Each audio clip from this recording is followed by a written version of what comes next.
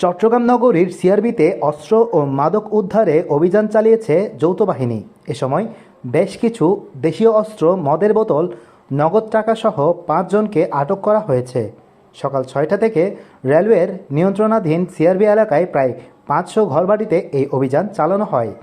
অভিযানে যৌথ বাহিনীর টাস্ক ফোর্স ৪ এর সেনাবাহিনী, পুলিশ, বিজিবির প্রায় ৯ প্লাটুন সদস্য নিয়োজিত ছিল।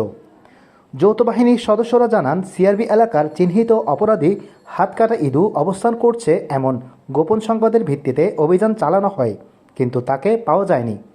তবে তার বোন ইরুনিকে আটক করা হয়েছে। তার বিরুদ্ধেও চুরি, ছিনতাই ও মাদকের অন্তত ১৬টি মামলা রয়েছে। এলাকাটিতে মাদকের ব্যবসা, কিশোর গ্যাং এর উৎপাত ও অপরাধীদের আত্মগোপনের নিরাপদ স্থান বলে অভিযোগ রয়েছে। Hasan Mahmud Roni, S vision news, Chittagong.